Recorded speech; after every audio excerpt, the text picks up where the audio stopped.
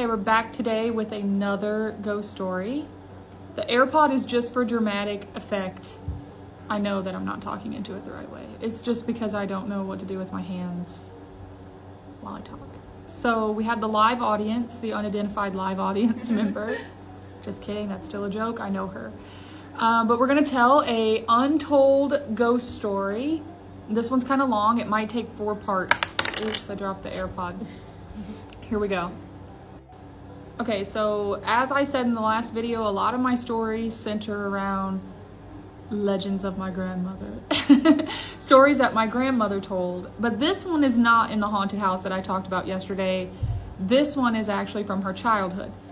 So my grandma grew up in a town in between Tennessee and Kentucky, kind of right on the border. And she was born in, I think, 1931. And her dad was a coal miner. So they moved around a lot. And by they, I mean her dad and like a whole bunch of siblings. I think there was like 6 of them. Her dad had been married a couple times and he had like kids from each marriage. His wife's died in really weird ways. We'll talk about that some other time.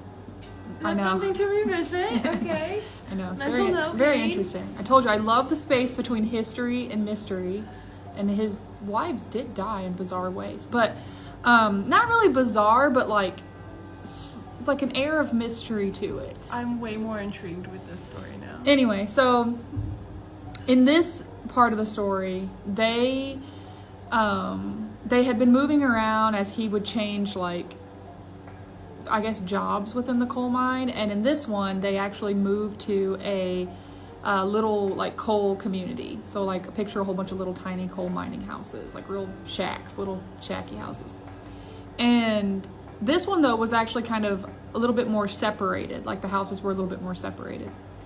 And anyway, so she said that the first night that they lived in the house, and when she said house, like she said that, you know, like she wanted me to understand just how, like, don't think of a good solid home. Like this was a structure, essentially. A structure, like you could see through the floorboards, no electricity, probably no running. I don't even know if they had running water. Probably not. And I would think no running water. Anyway, we're about to get to part 2. But she said on the first night that they stayed in the house, they could hear a clock ticking all night long. But they didn't have a clock, and they didn't take a clock with them. They were extremely poor, so we're talking bare minimum on everything. Okay, get ready for part 2. This is probably going to be a 4-parter. So part 2. So the first night staying in the house, they could hear a clock ticking all night, even though they did not own a clock because they were extremely poor. So they had like bare minimum of all life luxuries. She also said that they slept on the floor and like they would use like straw or like basically just straw to kind of make their mattresses. So they all slept on the floor. And she said that there was no other furniture in the room for there to be a clock. Like they literally only had like these straw beds and the clothes on their back, basically. I mean, they're extremely poor. So I'm gonna cough in the middle of this story. Excuse me. So anyway, next she said that you could feel, they only had candles, so I guess that answers the electricity question. No electricity, they lit the house with candles and like little oil lamps. That's cool. Yeah, so she said that this part of the story scared me so bad when she would tell this one to me, because I was just like, that is messed up. But she said that you could feel the wind off of something as it would run by you, and it would move the lamp's flame. And I would be like, I called her Granny, so I would be like, Granny, what do you mean? And she'd be like, as the wind off of something as it ran by you. Like there would be nothing there, but you could feel something running by you. Was there any sound with it? No, she didn't say that. She just said that it was like something was in the room with you and you could feel it when it moved. That's strange. She hated this house, and this is a good story. So anyway, then she said that there was a little cemetery next to the house. And by cemetery, we're talking like not big fancy tombstones, but like little clumps of stones and unmarked graves and things like that. Essentially the creepiest cemetery you can imagine. Very imagine. Creepy, yeah.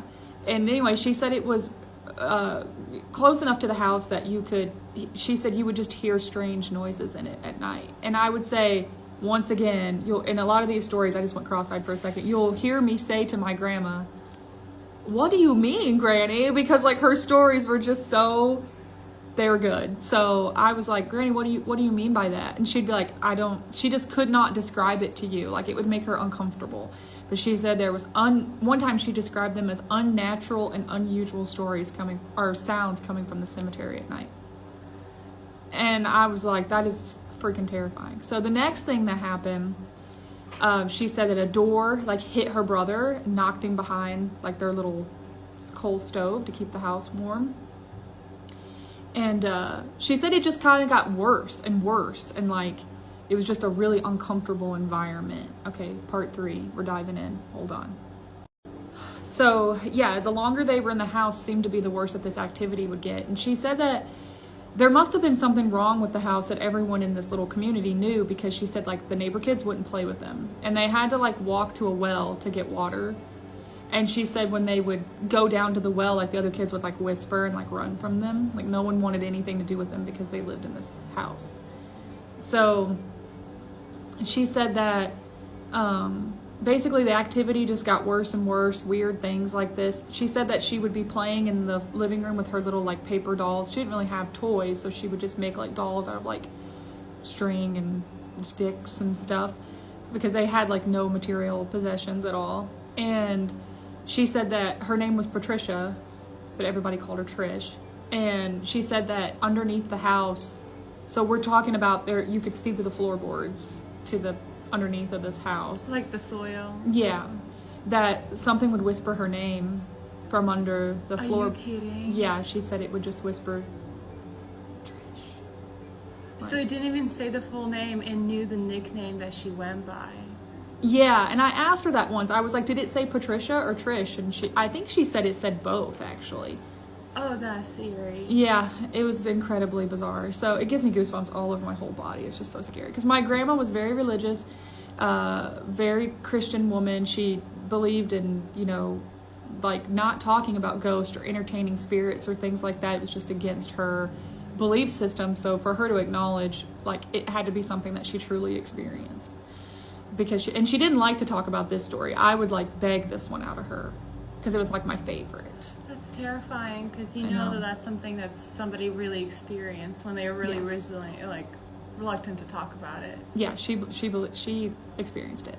So she said that at this time her older sister had moved away, and her name was, I think, Ruby was the sister who had moved away and had gotten married. And at the last night that they stayed in the house, she said that her dad called for Ruby. Now, I don't know how they called, but called for Ruby. And my grandma was very country and southern, so sometimes called, or she would use terminology that like meant something else. Like she could have mailed Ruby a letter. She could have had someone call Ruby. Like, I don't know, but she called for Ruby, or he called for Ruby to come and to pick them up.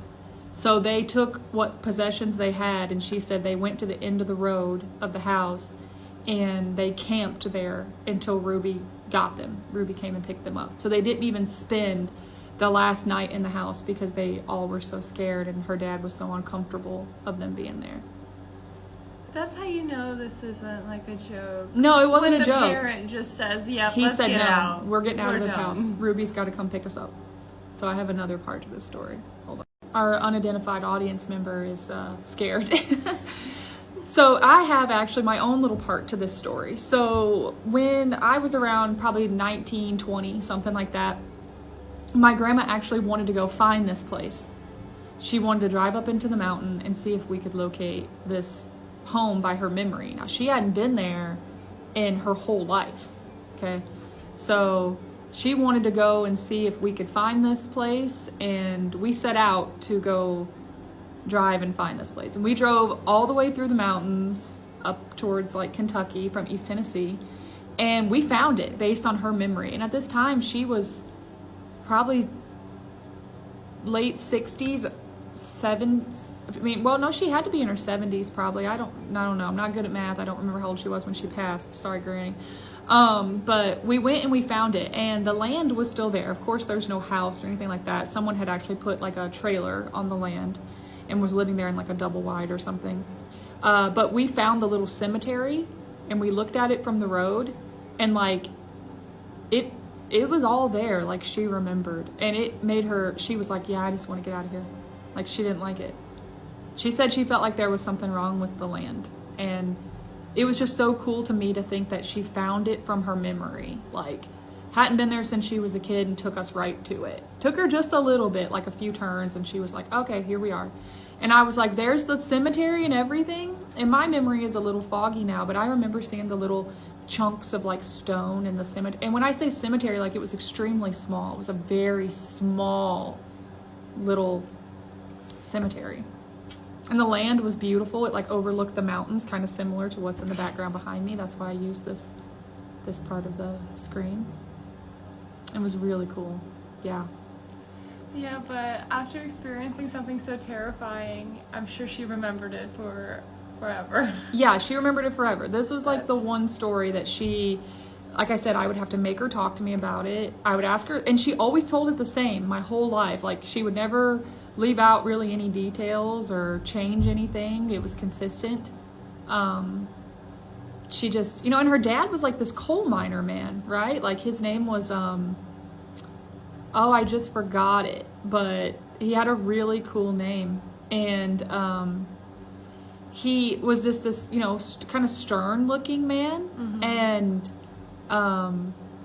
worked in a coal mine all day. So he's not going to, he's got all these kids and he's raising them single and alone and in the 30s. Like he's probably not going to just like entertain nonsense. Like this had to be something really This had to be something that he felt, and he thought his family wasn't safe, so he packed him up and got him out of there. That's terrifying. I know. That's absolutely terrifying. This concludes our story.